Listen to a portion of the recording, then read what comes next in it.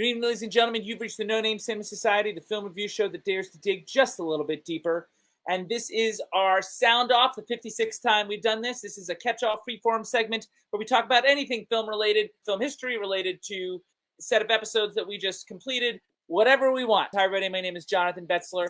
And for the first Sound Off of every year, it's usually answering a lot of your questions and dealing with the finale episodes that we just finished, which would have been in, this past March. Our top 10 films of 2022, our Oscar preview for 2022, and of course, our 1947 in review. We're going to revisit some of the things that came up on those shows and some of the feedback that we got from you guys.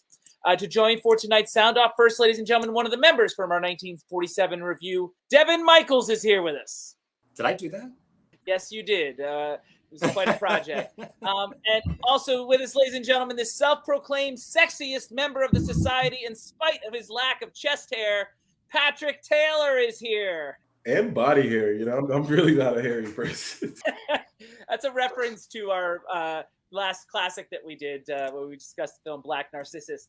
Which brings me to, by the way, this is our schedule for which has been our 72nd series of episodes. We started last Thursday with a review of our current feature. Last Monday was our indie spotlight of the film Minding the Gap. This past Thursday was our classic movie discussion of Black Narcissus from 1947. And today, of course, is our Sound Off. And then you see just a couple of things that we're going to be doing on today's Sound Off. All right, now we're going to move on to a segment that comes up every now and then. Alex did it once, Zach did it once, and now it's time for Patrick to do the Below the Line report. Patrick is taking over this segment, at least for tonight, in which we spotlight an artist who works below the line in movies. And as a reminder, above the line is actors, writers, producers, and directors. Everyone else is pretty much considered below the line. We've done this twice. Alex did a spotlight on From Russia with Love cinematographer Ted Moore back in episode 62.4. And the last time we did this was episode 66.4, in which Zach spotlighted production designer Terrence March. Since Patrick is a composer, it seemed only right to use this opportunity to spotlight a composer. And to stay on theme for the night, I asked Patrick to talk about a composer from our 1947 in review. And he just happened to choose the one that I named as having the best score of 1947. Patrick, who are you going to talk about tonight? We're going to talk about Bernard Herrmann. Bernard Herrmann is generally considered one of the greatest composers of all time. If it gives you some idea, the first film he ever did was Citizen Kane. His final film was Taxi Driver. He's royalty. The word you hear come up most of Herrmann is tempestuous. Like JB, he burned a lot of bridges in his brilliant career, but he left a legacy for his music to live on forever, even if he didn't take it seriously himself. He was born in NYC in 1911 and was introduced to music at an early age. Just like a lot of New Yorkers, he had an anger problem. He disagreed with his violin teacher at the age of 8 and chose to break an instrument over the teacher's head, kind of a microcosm of his life as a professional. Also, like JB, he went to NYU, but it's nice to see NYU people that are actually successful. So Shots fired. Pew, pew, pew. Is the camera still on me? He studied music there, and he was a professor conductor earlier in his age, in the 20s. In his 20s, not the 20s. Not the 20s. He would have been 11. He started his career in radio, where in exchange for conducting the orchestra and doing versions of his favorite composers, he agreed to score their radio dramas. That would introduce him to the king of radio, Orson Welles. Herrmann was among the group that Welles dragged with him to Los Angeles to conquer the movie industry. Of course, that would lead Herrmann to score Citizen Kane. That would also be his final official collaboration with Welles, though some of his music was used in The Magnificent Ambersons. He was unhappy and asked for his name to be taken off the film. In spite of that first of many fallouts, Hollywood noticed that they had a new young talent on their hands. He was nominated for an Oscar for Citizen Kane, but in that same year, he was also nominated for a second score for the film The Devil and Daniel Webster. He would win that year, 1941, for the latter, not Citizen Kane, strangely enough. It would be his only Oscar in 5 nominations. He was nominated in the same year twice, 1941 and 1976, for his first two scores and his last two scores, with only one nod in between. Herman worked consistently through the 40s and 50s, but in 1955, he would work for the first time with Alfred Hitchcock on the film that was Shirley MacLaine's film debut, The Trouble with Harry. The Herman Hitchcock collaboration would produce some of the most iconic film scores of all time. The Man Who Knew Too Much, The Wrong Man, Vertigo, North by Northwest, and of course, one of the most iconic scores of all time, Psycho. And true to form, Bernie, as he was called, and Hitch had a huge rift over the score for the 1966 film Torn Curtain. Hitch removed the score, hired someone else, and they never worked together again. Bernie wasn't working much until he was rescued by French film critic turned director Francois Truffaut for a couple of films until they too had an argument. And then the film student generation that grew up on the Hitchcock films started hiring him. Brian De Palma and Martin Scorsese for films like Sisters, Obsession, and the aforementioned Taxi Driver. Bernie finished the score to Taxi Driver on December 23rd, 1975, and he died of a heart attack the very next day in his hotel room. But he leaves behind a legacy of music and innovation that inspires composers to this day. Awesome, Patrick. Thank you so much. And for what it's worth, the 1947 score that he did, in which I named him the best composer of 1947, was for The Ghost of Mrs. Muir. Not one of his more talked about scores, but one that I really appreciated, and to me was the best of 1947. We've reviewed 4 films he scored on the show: Vertigo in episode 14.3, Citizen Kane in episode 37.3, North by Northwest in episode 60.3, and Psycho in episode 68.3. In episode 53.4, I counted down the top 5 best film scores of all time, and this film came in at number 2. I said his score for Vertigo was the second greatest film score of all time. So, Patrick, I just wanted to take what you said and connect it back to the show a little bit, but I am curious, as a composer, was there anything about his musical tendencies that you noticed, or stylistic choices that you thought were interesting? One of the things that was interesting about him was that he was one of the first to take a back seat and really support the dialogue. He was trying to manipulate in an interesting way, but he was supporting the action on screen. He wasn't. Would you say he was unobtrusive? Yes, he was unobtrusive, but he knew when to make his presence felt in a big way. But he was just driving the story, driving the action, and that's something that we take for granted now. He was that guy who was trying to get into the head of the characters in a very, very interesting way. And basically, his musical lines, he never resolved them. So you're always on the edge of the seat, waiting for it to come to a culmination. So you're always leading into the next phrase, leading into a next phrase, leading into the next phrase. So that was a very, it's not what you would want if you were sitting there listening to music, unless you wanted to make somebody uncomfortable. And that's what he kind of wanted to do in a lot of his film. He was heavy-handed in some ways.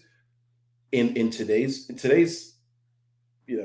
composing, it's too much, right? He's that sound that you would want in your film if you're trying to harken back to that feeling of grandeur, but still emotional connection to your film. Awesome. Well, I really appreciate that. And Patrick worked a lot on this and prepared for it, so thank you. But I want to, I don't know what Devon knows or thinks about Bernard Herrmann, but I want to give him the opportunity to comment if he's got anything. Not much. I mean, I do recall a few of those films, that he scored, and admire his work and appreciate the analysis.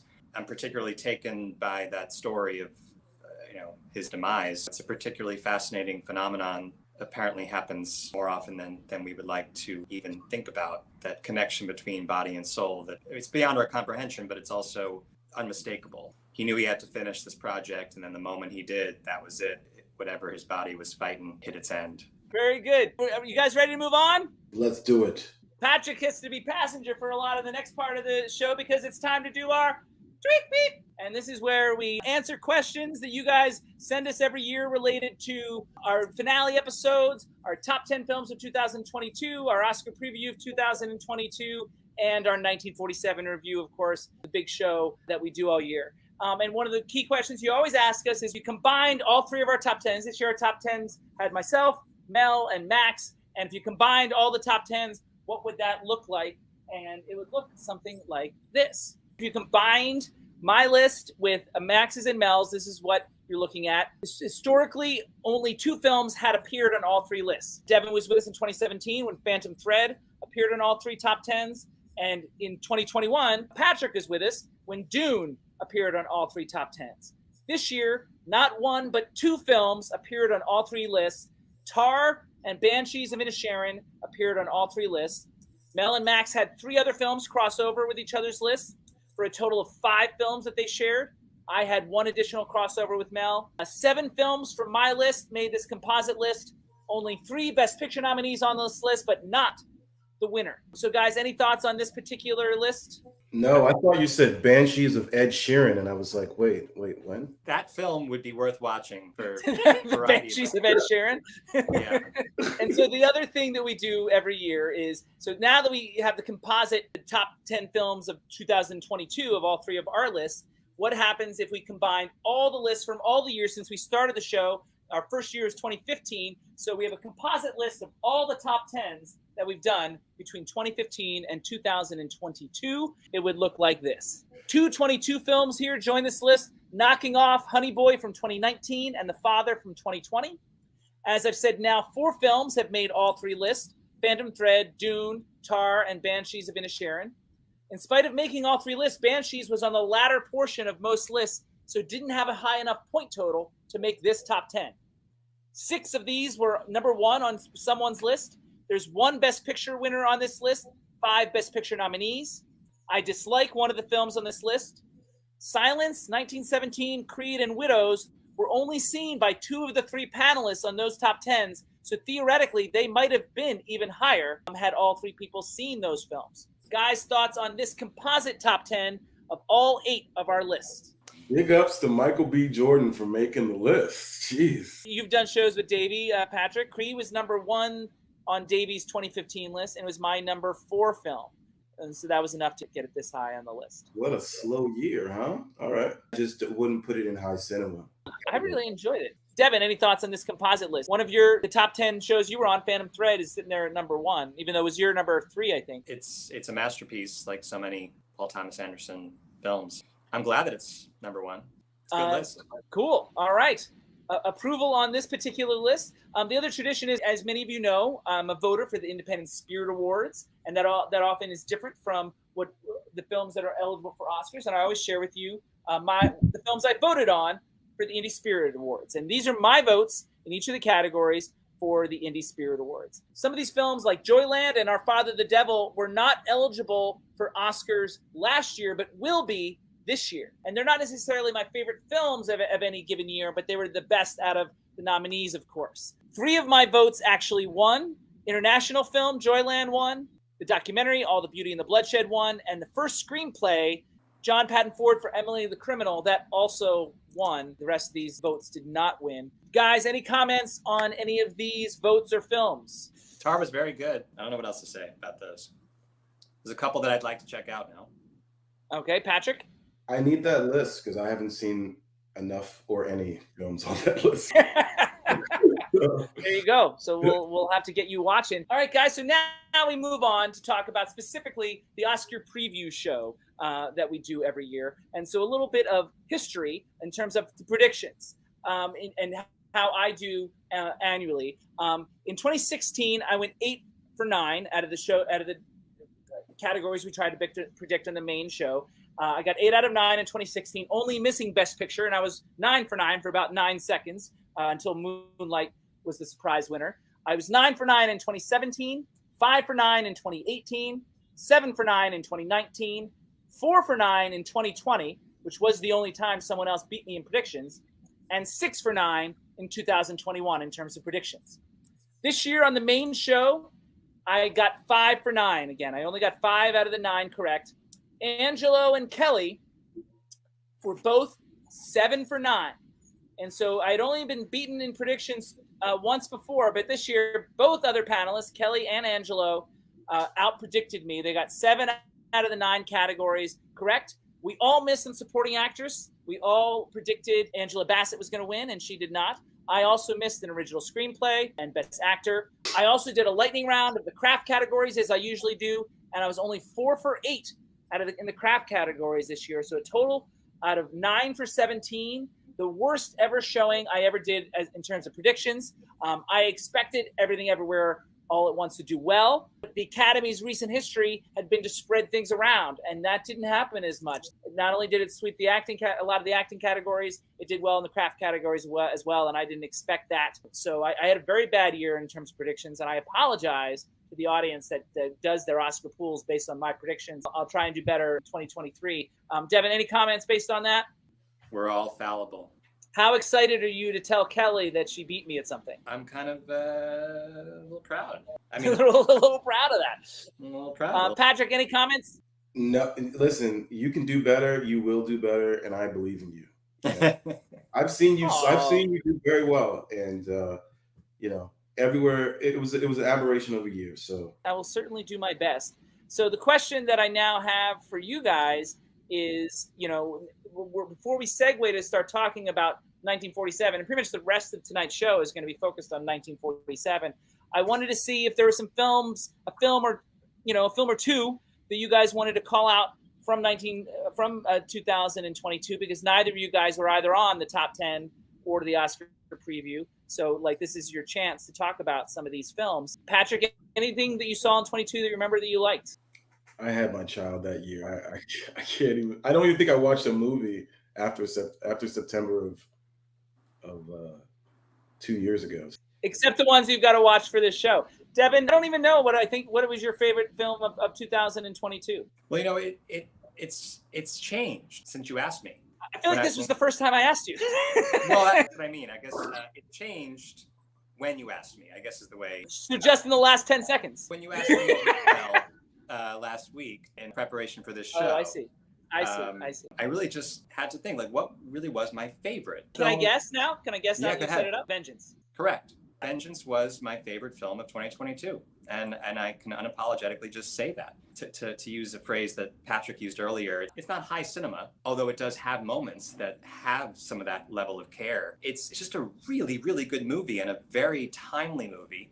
I just find it incredibly well written and smart and really well acted. And so it has this lasting imprint. Still, I have not seen it. It's on Amazon, and I keep eyeing it. I haven't been able to get around to it. So, because it came up several times with Kelly on the Oscar preview, and she actually named it as the film that should have been nominated for Best Picture and Best Screenplay, I believe. She did not name it as the Best Film of the Year. She named Banshees of Inisherin as the Best Film of the Year.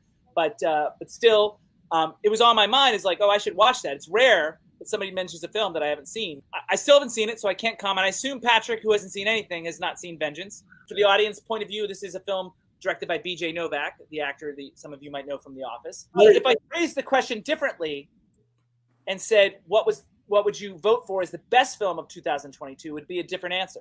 In terms of overall cinematic achievement, Guillermo del Toro's Pinocchio. In a film I did not enjoy as much. I personally didn't see anything special about it, not in terms of the animation or the story. It's Pinocchio. I mean, there was actually a live-action Italian version of Pinocchio that was a little more interesting to me from 2020. It obviously, my number one film of the year was an animated film, so I wouldn't vote for Pinocchio as my favorite animated film of the year. But it is interesting that what we're considering the best films of the year, we both have animated films at the top of our list, just different ones. I didn't particularly enjoy or see anything special about Pinocchio. There's something about that film that is more haunting than any film I had seen in a very long time. It sort of has an existential prying into your psyche. It's terribly sad, but also, in the end, affirming. I certainly remember feeling ho-hum about it and underwhelmed. So, but maybe because I'd seen Matteo Garrone's Pinocchio, maybe I didn't feel as connected to this one because I had seen something just 2 years earlier that did something similar, although live action. You're skipping over Pauly Shore's Pinocchio from 2021. I am skipping that over. Classic Lionsgate production, animated with Pauly Shore's voice as Pinocchio. As you can imagine, it was terrible. You just can't just gloss over it, when you're talking about a 2020 and a 2022. 2021 had Pauly Shore. Interesting, of all the names that Patrick remembers, Pauly Shore is one of them. Biodome was one of my favorite films. Well, All right, so that brings us now, we're going to segue to talking about our 1947 in review, and we're going to answer some questions that the audience asks of us every year that we didn't get to cover as part of the actual show. We covered a lot of ground in that show. Patrick, is it fair to assume that you watched no part of our 1947 in review? That is fair. I thought so. The audience always wants to know. I say all these random tidbits about the news or sports at the time. You know, what stands out the most to you? The audience wants to know what stands out the most to you out of all my little tidbits and factoids. What do you remember from our 1947 in review? So there were some really good factoids in that show. Hats off. It was chock full of some fun ones. The one I have to go with, because it's just one of those cases of life being stranger than fiction sometimes. The fact that there were consecutive, literally one day right after the next, record-breaking aviation disasters in 1947. One was the worst aviation disaster of all time, and then the very next day, that record was broken by another terrible plane crash.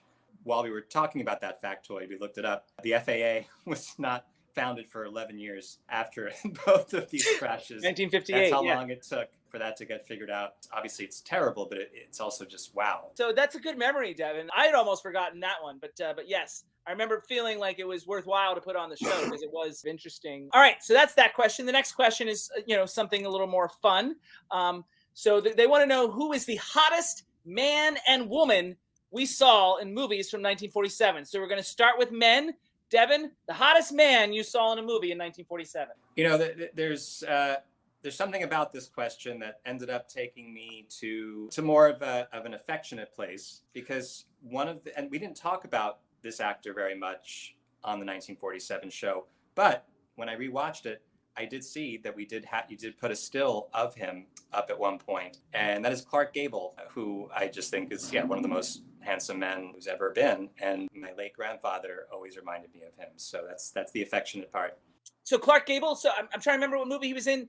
The Hucksters. That was the one. Oh, that was the one that I didn't get to watch. The one that I would watch next if I could have. And so, but I didn't see that particular film. You should have watched it just to see The Thirst Trap. Debonair, Rhett Butler himself. So I can't confirm or deny that because I didn't see that film. I have to say, with Clark Gable, the mustache always bothered me. Like, I always never was attracted to him because of the mustache thing. Patrick, have any thoughts about Clark Gable? I'm looking at him right now. He's an attractive man, but I'm getting I looked him up. I was like, is he Mexican or is he Spanish? He's not Spanish. He's like German and Swiss. But that mustache is giving me very Tex-Mex. It was in vogue, the thin mustache. In any actor that whether it's Robert Taylor or anyone like that, I never really got into those thin mustaches. That put me off a little bit. And that's part of his trademark, to be fair. Anything to do with body hair, including facial hair, Patrick has to recuse himself. The other night, he had to watch Black Narcissus. This whole body hair thing comes from Mr. Dean. It was too much and too little. But strangely enough, Mr. Dean is not my hottest man of 1947. I'm not sure the actor that I chose came up with on the show either, but the movie certainly did. And I'm going to take us back to Brute Force, the prison drama, and go to Burt Lancaster, who's not someone I normally find super attractive, but in 1947, in this movie, Brute Force, where he is, a blunt object, he is like a man's man, and frequently with his shirt off, often in the rain, was really looking good in Brute Force. And I don't think you saw this film, Brute Force, if I remember correctly, Devon, but it came up a lot on the show, and Patrick's looking him up now. I want you to put this link into the show. There's a gif of him taking his shirt off in a sexy way. There we go. It is. Hey. I mean, come on. What do you boys want for dinner?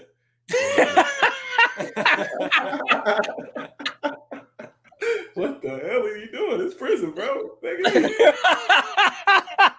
Things just got really out of hand here. So anyway, now who is the hottest woman we saw in a movie in 1947? And Devon, you get to go first once again. This is a very tricky question because it's speaking of recusing oneself. We can't choose, for almost legal reasons, we can't choose the actual answer, which is Gene Simmons in Great Expectations. I That's funny that you say that because I had the hugest crush on Gene Simmons in Eight Expectations like growing up. I believe she was 17 at the time.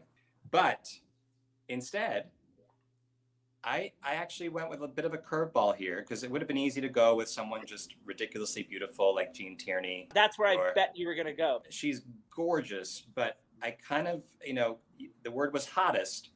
So I went with Ellen Drew in Johnny O'Clock. Now, she's like the bad girl in Johnny O'Clock. Am I remembering that correctly? There you have it. Yeah. In a year that was all about noir, go with the bad girl if you're choosing the hottest. Yeah, I mean, that's funny because to me, the hot girl in that movie is the good girl. Maybe that says something about us as personalities because I'm a huge Evelyn Keyes fan. It's interesting that you went in the other direction. Now, Ellen Drew, I remember that girl being like, that's hot. But to me, she's even hotter to me. And she's blonde in Johnny O'Clock. In a movie like The Jolson Story, which is a movie reviewed in episode 64.3, she's a redhead. And you guys all know how I feel about redheads. Ellen Drew, absolutely, definitely hot. Interesting that she's the hottest over Evelyn Keyes because Evelyn Keyes was one of the ones that I was considering. But I went in a different direction to a movie that I've always, loved, and it came up on the show late in the lightning round. And Devon, I think you have seen this film. My hottest girl, and again, Gene Simmons and Gloria Graham and Jean Tierney are like all-time hot for me. But in this year, just looking at these movies, for me, the hottest girl in a movie in 1947 or hottest woman in a movie from 1947 is Jane Greer in Out of the Pass. Speaking about bad girls, it is interesting. She's the baddest of the bad in this movie, but breathtaking. And I can certainly see where Robert Mitchum's character would get so invested in this woman. She's the object of desire the whole movie. She drives the narrative by being as gorgeous as she is. She's in one of our 1986 films, actually, as an older lady, Just Between Friends with Mary Tyler Moore and Christine Lottie. This woman is gorgeous in this movie. She didn't have as much of a career after this, not as big of a career as the Gloria Grahams, Gene Simmons, Gene Tierney's of the world. To me, Jane Greer in Out of the Past is breathtaking. I cannot fault your perspective. Patrick, Jane Greer. Very lovely lady. Very lovely. All right, guys, we're going to move on. I think Devon's really looking forward to this one. Patrick might as well be looking forward to this, even though he doesn't know it's coming. What was the worst film from 1947 that you saw? People like the worst for whatever reason. We don't like to get too negative on the show, but we do take this, make an exception once a year for this. Devon? 13 Rue Madeline, because it was so bad that it kind of inspired an entire other genre. I feel like decades later, the whole Zucker Abraham genre of partying, that kind of seriousness, silly over-the-top seriousness. Almost like a docudrama kind of. Yeah, it was like a docudrama seriousness, almost like a hygiene film. I kept expecting a Naked Gun type of moment. I expected to see people scuffling in the background of the shot because of the ridiculous seriousness of what was going on in the foreground of the shot. It assumes that we've never seen a spy movie before. Yeah. May have been true for some people, but that doesn't justify the unfortunate God voiceover. Once the mission gets rolling, the mission itself, Devon, I actually found captivating because it's one of those true life missions. But the entire first half is completely superfluous. I did feel like the mission kept me guessing, the mission itself, but it takes so long to get to it. All the training and all that nonsense was terrible. And the film lacks any real artfulness until there's a torture scene at the very end that might have come just a little too late. The actors weren't very good. Even Jimmy Cagney, who we talked about as one of the best actor candidates in 1942 for Yankee Doodle Dandy. I named him as the best supporting actor of 1959 for Shake Hands with the Devil, if Patrick remembers that, the IRA film. We love Jimmy Cagney on the show, but he was out of place. Every time he walked up and down a staircase in this film, I expected him to start tap dancing. Richard Conte is terrible in this movie, fairly wooden and bland. In spite of the strength of the final mission, the film still only adds up to an homage to espionage, at least World War II espionage. It respects its heroes, vilifies the Nazis and their evil methods, while lacking any real exploration of the complicated morals of spycraft. It's like half the propaganda machine at work here. Agreed. It does sound like I liked it a little better than you did, because there are definitely a dozen films that I felt were worse. My worst movie of the year, I imagine, is one that you have not seen. It was as offensively bad as anything I saw last year, and it's called Lost Honeymoon. It's not the first or last film to make fun of amnesia, but it's possibly among the worst. And honestly, if the script weren't bad enough, it's extremely sloppy in terms of execution.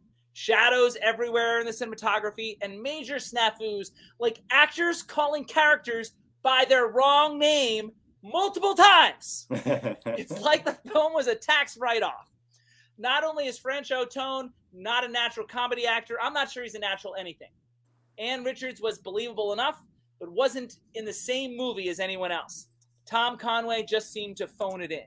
And just for the audience's sake, this man had amnesia and he doesn't remember marrying a woman in England during the war. He goes off and is engaged to this other hot woman in America, and this British woman shows up and claims to be his wife, and hijinks ensue. So that's the plot of this terrible movie. It only used the mental health concerns as a device to further its rom-com plot, which was neither romantic nor funny. There was little to no effort to establish an actual rapport between its leads. It took them and us for granted. There were some easy solves. For example, for them to be married 6 weeks before he regains his memory and goes off is just way too little. I think we needed more time to really care about their relationship. That was one of many shady, unnecessary choices made in the plotting. The film is mercifully short, but even at 70 minutes, it was slow and uninteresting. Devon, any chance you saw Lost Honeymoon?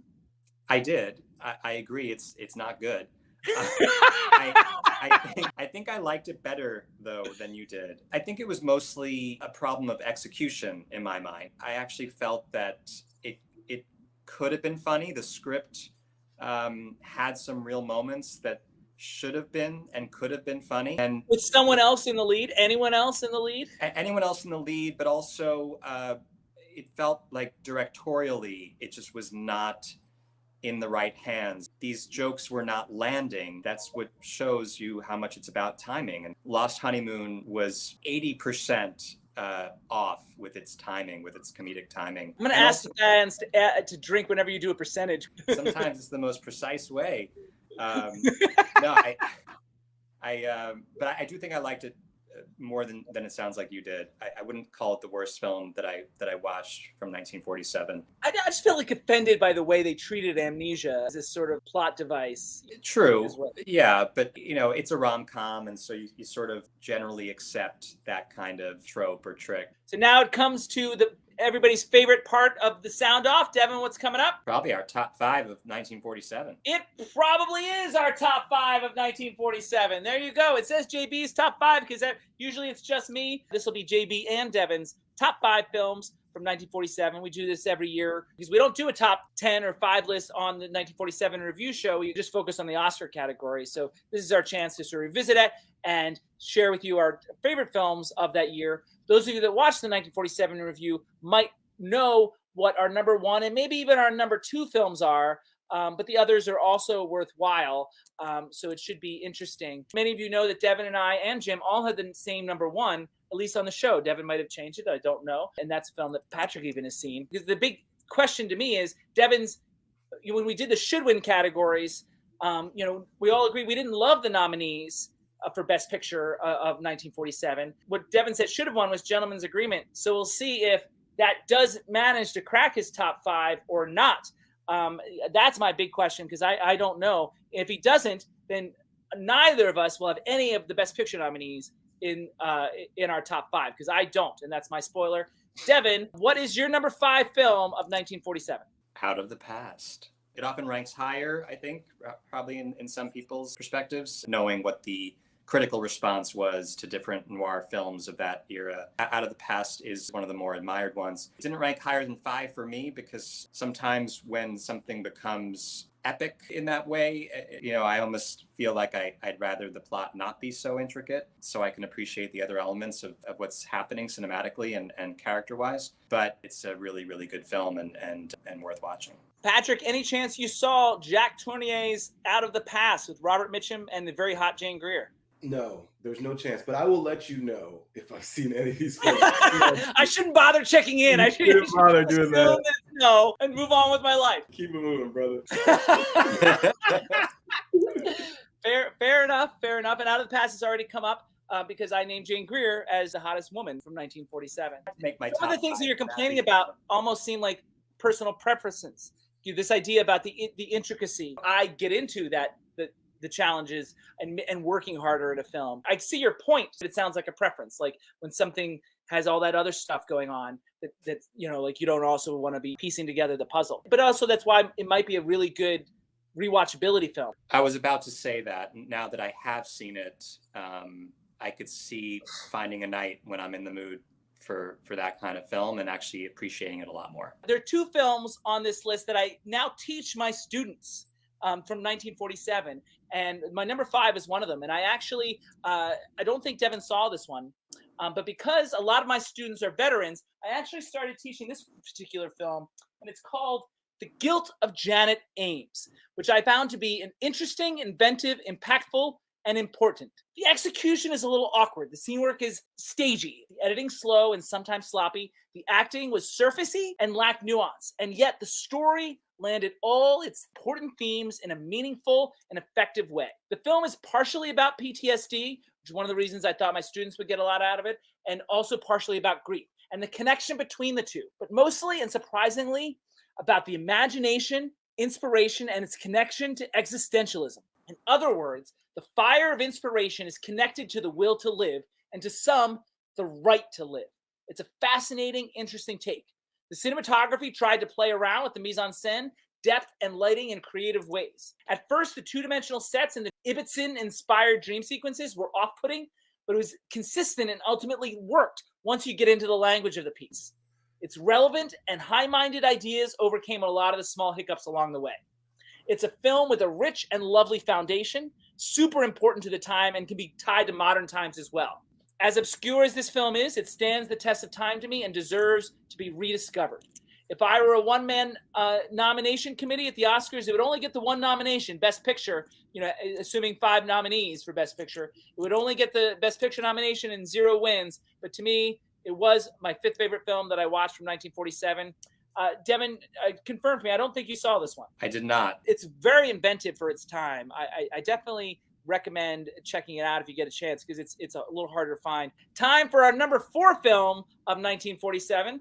Devon, take it away. I'm going to surprise you with this one.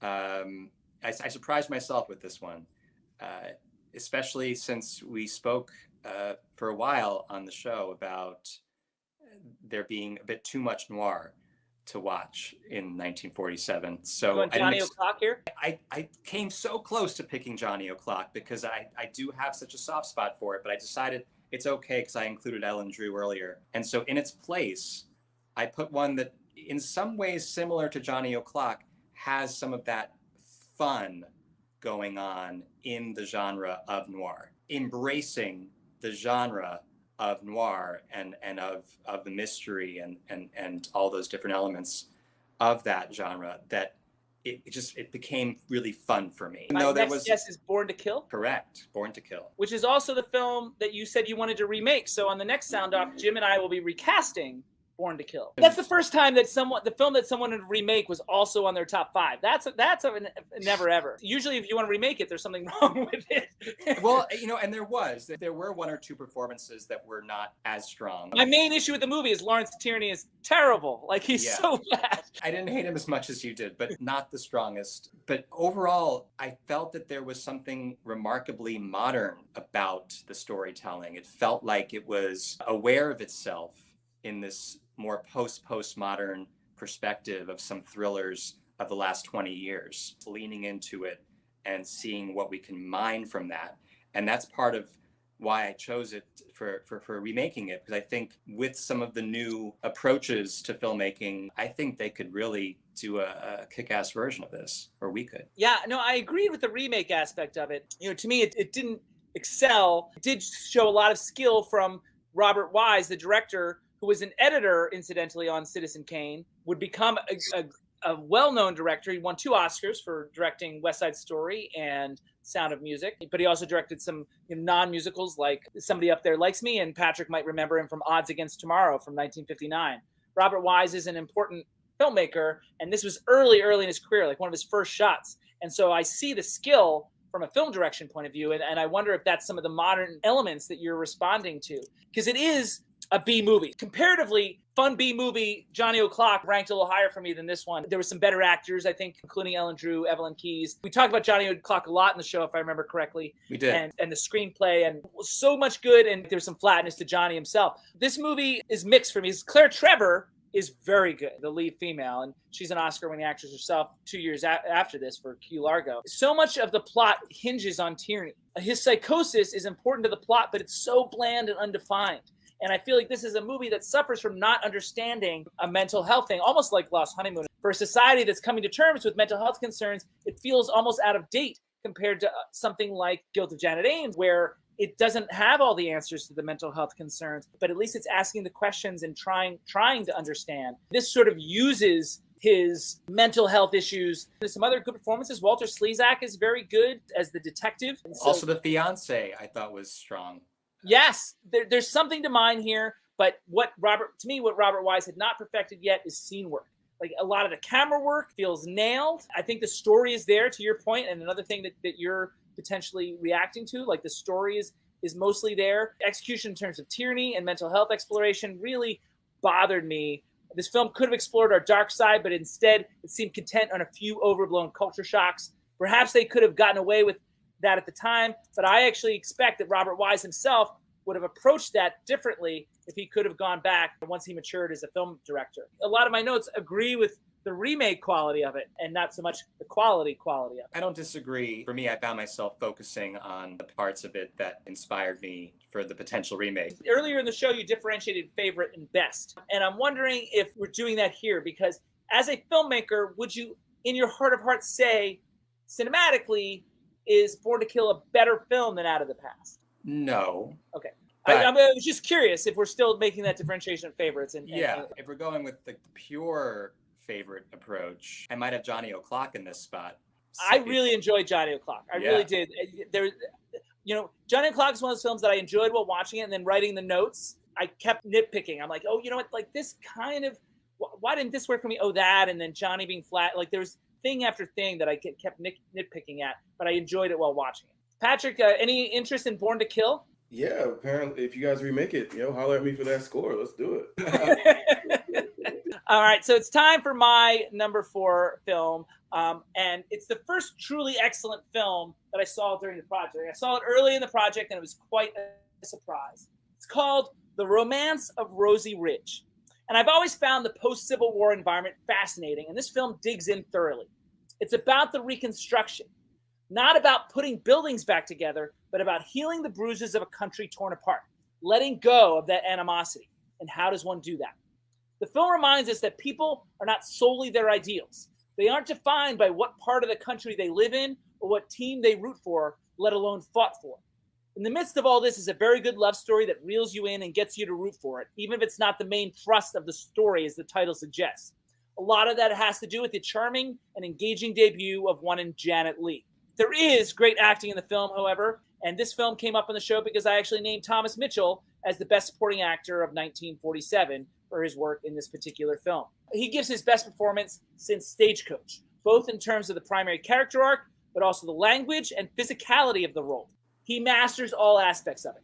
Selina Royal as the put-upon mother is a huge surprise with a plethora of really nice, subtle moments. Good performances, good framing, evocative imagery, and good storytelling. The film is, of course, more about the Reconstruction. As I said, it's about all the things that divide us, real and imagined, and ultimately also about letting go of those things. That period of U.S. history should almost be called reevaluation, and this film captures it beautifully. If I were a one-man nominating committee, I would give this 3 nominations. Obviously, Best Picture, because it's in my top 5. Best Supporting Actress for Selina Royal, and Best Supporting Actor for Thomas Mitchell, and it would win for Best Supporting Actor, as I indicated in the 1947 in review. I think it's interesting, Devon, my number 4 film, my number 5 film, both have to do with post-war feelings. Now, granted, this particular, and we talked about this a little bit in the show, how a lot of our films from 1947 were dealing with living life after a war and rebuilding people's lives. This film is about the Civil War, but you could totally see the parallels that made it very relevant, very interesting to me, and how they used that as a metaphor. And so this was a nice surprise for me, The Romance of Rosie Ridge.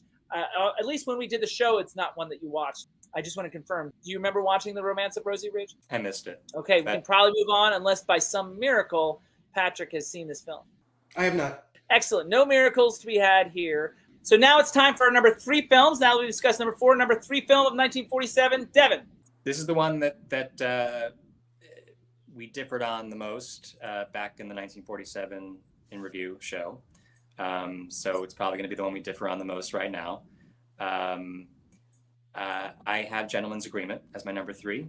That was the big question. Was it going to make the list? And it did. It made it all the way to number 3. The good news is I have no idea what your number 2 might be. So there you go. Look, it's not a perfect film. Aspects of it become repetitive and stop trusting its audience. It also does so much well in a subject matter that's unfortunately perennially important. Considering how many years ago that was, I was impressed by how Kazan handles us and handles the material in a remarkably sophisticated way, in a way that feels very modern, very sober, very aware of the complexity of these issues, the complexity of the internalization of a lot of this kind of prejudice, the obliviousness, the idea that one could have anti-Semitic feelings and not even be aware of it. There are these subtle threads of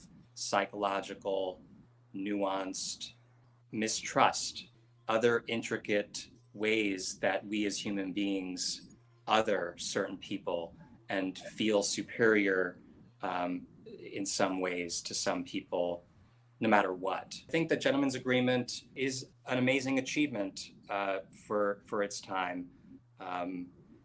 In the way that it tackles some of these perspectives and does so with these fictional characters who surprise you, almost happy-go-lucky, warm, romantic love interest characters who then just slowly but surely emerge as partial villains or antagonists in the film. And I think that's really important. And I think even though you mentioned in the show salient critique in terms of the shot choices not being particularly interesting and some other things that Kazan got better at later in his career. And I agree with those points, but I still think the strength of the scene work in terms of what was going on with the characters and with the performances of these actors on this kind of subject was very well done. You sort of took the teeth out of my mouth a little bit, and made my arguments for me. But I mean, I think, and we talk about it a lot on the show. It was the Best Picture winner of 1947. My issues with it, as you intimated, are not content related. They're almost entirely about execution. There's a heavy-handed quality, theatrical quality to the film that's lesser Kazan to me from a filmmaking point of view. Similar to Born to Kill, the lead actor's weak. Some of the other actors are better around him. I agree how important it is, the message. We have all seen films that deliver either that message or similar messages or any message with a little more nuance and cinematic ability. That's part of the things that I reject about Gentleman's Agreement. Patrick, anything on Gentleman's Agreement? No. I thought Devon's appreciation for it makes sense, and it sounds like a courageous film that the subject matter should be held a little higher than the technical skill of it, perhaps. And I'm sure that led to winning Best Picture. But I mean, like in terms of, things that when I'm making my top 5, I'm obviously have a different criteria, and a lot of the filmmaking has something to do with that. My number 3 is a film that has come up already tonight. And I think it's another one Devon has not seen. And I think on the 1947 review, I pre-announced that it was my number 3 film of 1947. And that is the prison drama Brute Force. Prison movies are a dime a dozen, but this might be the best I've ever seen. What impresses me most is the balance of character and plot and the combination of intelligent discourse and thrilling action. It follows many characters and paints a rich tapestry of pain, regret, hope, and the death of hope. It's a desperate, pleading call for compassion even within the prison system. And it's a deeply humanistic screenplay. Top-notch revelatory work for me with a performance by Hume Cronin that Jim named as the best supporting actor of 1947. I had him in second. Jim agreed with me on this film. I don't think Devon saw this particular one. No, unfortunately I didn't. And it's the one I regretted the most not seeing after the show. If I were a one-man nominating committee, it would have 5 nominations. Best Picture, obviously, Best Director, Best Original Screenplay, Best Supporting Actor for Hume Cronin, and Best Sound Effects Editing. And it would win as Best Original Screenplay and Sound Effects Editing for me. So 2 wins in 5 nominations for Brute Force. Patrick, you already saw Burt Lancaster with his shirt off. Any other comments about Brute Force? Yeah, can we talk about the poster and just how much copy they used to try to sell this film? And also, this woman is like in the movie for like 30 seconds. Film, and I'm like, wait, where is she coming in? It's time to talk about number 2s. And I can guess. I realize I can guess your number 2, and I bet you can guess mine as well. So unless things change, I'm going to say your number 2 is Body and Soul. Nope. All right, what is it? Is it Body and Soul was actually my number 6. Okay. I feel better about that because I felt like we both had some issues with Body and Soul, and now I truly have no idea where you're going with your number 2. I ended up going there just in terms of thinking comprehensively about the cinematic achievement of the year, what films really felt flawless. And so I had to go number 2 with Great Expectations. I'm very relieved you went here, because if you were going to have Gentleman's Agreement above Great Expectations, I was going to be very, very concerned. And Great Expectations was a top 10 film for me. Didn't make the top 5, as you'll see. David Lean's Great Expectations is pretty phenomenal. High cinema, like we said earlier. Very strong performances. It sustains the epic quality. It embraces each individual moment as if it is a smaller film. So it makes it especially worthwhile. It's a really good movie. I am going to call out on the 1947 review when we said what should win Best Picture. You did vote for Gentleman's Agreement. However, Great Expectations was a Best Picture nominee, and here you are ranking it higher than Gentleman's Agreement, which you're allowed to do. I'm just pointing it out. Yeah, I think what should win an Oscar versus what is 75 years later a stronger film are 2 different questions. Okay, but yes, Jim and I both said that David Lean should have won Best Director for Great Expectations. Came up many times on the show. You, I think, also named Francis Sullivan, was it, as Best Supporting Actor of 1947? So it came up several times. It's a really good film. We love John Mills. I named him as Best Actor of 1947, but for a different film. This is David Lean when he's just getting to be really good. But he'd done Brief Encounter a couple years earlier, which we reviewed back in episode 39.3. That was like the first great film that he did, and this is like almost the second. Hardly a argument for me. Great cinematic work. So I appreciate you calling it. I'm relieved almost. I'm sure you know the story, Patrick, of Great Expectations. No. Charles Dickens. Fun fact is Great Expectations is also a film that we'll be studying for our 1998 review. Alfonso Cuarón, of all people, did a version of Great Expectations, a modernization version with Ethan Hawke as Pip and Gwyneth Paltrow as Estella. So it's time for my number 2. And Devon, you could probably guess what my number 2 is. Do you want to guess? I just know it's not Gentleman's Agreement. It's true. And it'll be what I'm presuming is one of 2 overlaps in our top 5 list. You want to guess again? Well, it can't be Black Narcissus. It can't be, but it can be Out of the Past. Oh, there we go. Which was Devon's number 5 film. One of the darkest, most prototypical, and to my mind, the best film noir of all time. It has everything. The screenplay has a dark world where almost no one is innocent. A doomed, reluctant hero, the ultimate femme fatale, rich, high-contrast cinematography, massive amounts of voiceover, but really good, rich voiceover because he's actually telling the story to someone else.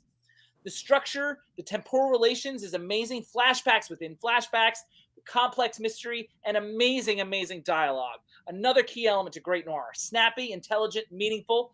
One of my favorite lines that I've always wanted to use in real life. I better build my gallows high, baby. And the performances are also pretty terrific. Robert Mitchum, quite possibly the best noir performance ever. Out Bogart's Bogart, his world weariness, his intelligence, his self-awareness, and a hint of vulnerability, which I think is key to this film. Kirk Douglas, before he was a star, a villain with charisma and wit, and it's easy to see in the film how he would become a star. And Jane Greer, we talked about as being the hottest girl of all time and possibly the greatest femme fatale of all time. As gorgeous as she is, untrustworthy, a difficult balancing act, so much pivots around her and she delivers. In terms of the direction, Jacques Tournier guides these great performances, including all the bit players. It adds depth and detail to every frame. It's terrific in terms of atmosphere and mood, such a key in noir. Scenes that require action are also ahead of their time. Some of the deaths and the combat are really cool. A fun little tidbit is remade in 1985 as a film called Against All Odds, which is possibly best known for Phil Collins' song that comes from the film. Jane Greer actually makes an appearance in that film. I would also say that it is my number 52 favorite film all time. And if I were a one-man nominating committee for 1947, it would get 4 nominations. Best Picture, obviously, Best Adapted Screenplay, Best Editing, and Best Score. And it would win for Best Adapted Screenplay. It came in second place in a lot of categories for me, including Best Picture, of course. So Out of the Past is my number 2 film of 1947, Devon. Are you surprised? No, I just temporarily forgot about it, that you hadn't mentioned it yet. Yeah, it's very strong. It's like you were saying earlier, it's a personal preference that sometimes on a first watch, if the plot is that circuitous, sometimes I just can't get behind it as much. The labyrinthine quality of it is one of the things I love about it. Like, get me tangled in this web. Like, I want to work as an audience member. Like, I love that. Patrick does not like to work as an audience member. I don't mind working. Listen, I know that very well. Don't get that twisted. I just don't know who the hell the names are. I'm like, oh, that dude? Yeah, no, the dude. No, I know his storyline, but I don't know his name. Cool. And so this is where we go, number 1. And if things remain the same, we have this big moment in the show for the first time ever. You always do things, what should win, what should be nominated. There's a lot of times where we have clean sweeps in the should win. That happens all the time. Because it's based on 5 nominees. So it's a lot easier for us to pick the same one out of 5. But we never, ever before had a clean sweep in terms of should have been nominated that was not. And that's what happened for a 1947 in review. And so if things remain the same, Devon and I share the number 1 film of 1947, and Jim as well. Devon, do things remain the same? They do. Black Narcissus. Black Narcissus. Devon and my number 1 film of 1947. And Patrick had to review it for the last episode. Not much to say that hasn't been said. Just what a great, great film all around. When something can be this ambitious and succeed, taking on these huge themes, lightness and darkness, and the point of it all, and doing so in a way that's not pretentious, it's just visceral, takes advantage of the tools of cinema. That's powerful. That's why we do any of this. And so I didn't actually write a lot because we talked about it so much on the show, and we talked about it at length with Mel and Patrick a couple days ago in episode 72.3. So I refer you to that show or the 1947 interview. But as a reminder, I also said not only was it the best film of 1947, but also my number 9 favorite film of all time. If I were a one-man nominating committee for the Oscars of 1947, it would have 8 nominations, by far the most. Best Picture, Best Director, Best Actress for Deborah Kerr, Best Supporting Actress for Kathleen Byron, Best Adapted Screenplay, Best Cinematography, Best Production Design, and Best Makeup. It would win 5 of those. Best Picture, Best Director, Best Actress for Deborah Kerr, Best Cinematography, and Best Production Design. And, of course, it did win for Color Cinematography and Production Design. But this is a movie that Patrick has seen. I don't know if he has anything he wanted to add to anything that's been said. Well, yeah, we were talking about the cinematography of it, and I was just saying, like, how I didn't feel like it was the best cinematography because it was so set-based, great production design. The way they crafted the story inside of that set was great. I don't know if I would say best cinematography just because they're not on location. It might be the best because I didn't see any other film. So who the hell knows? But I always think more on locations. That feels like a more cinematography. Just the quality of the color too, I think, and the way they use color and the way they played off against each other, I think is so magnificent. It is interesting to me, guys, though, that historically, if we go back over the years that we've studied, when we did 1990, which was the first year we studied, we all agree that Goodfellas was the best film of 1990. Everybody in the following year in the 1966 in review, we all said Who's Afraid of Virginia Woolf was the best film of 1966. In 88, we all agreed Dangerous Liaisons was the best film of 1988. Those of us that were on the 1970 review all agreed that MASH and Ryan's Daughter were the 2 best films of 1970. Here we're in 1947, and we all agreed on the best film of 1947. So it seems to be at the top. There's a lot of disagreements, but at the consistently over the 8 years we've done this, at the top, there seems to be agreement of what the best film of any given year is. I think that's interesting, Devon. Yeah. It's telling. I'm not sure what it means because, I had a late night last night. Yeah. Well, I mean, it means that the cream rises to the top potentially, over a period of time, maybe even something with like different that. sensibilities and perspectives. 2, 3, 4, and 5 are very different, but the number ones, there's connection there. So that's really interesting. Patrick, closing thoughts. That I need to watch some more films from 1947. to make sure Black Narcissus is my favorite. Fair enough. I like that. Devon, closing thoughts. Patrick is going to be surprised to learn that every single film that came out in 1947 was on a set without being on location. That is true. So with that, ladies and gentlemen, I want to give these guys the opportunity to say farewell. Say goodbye to the audience. Goodbye, audience. Thanks. All right. And with that, ladies and gentlemen, this meeting of the No Name Cinema Society is adjourned.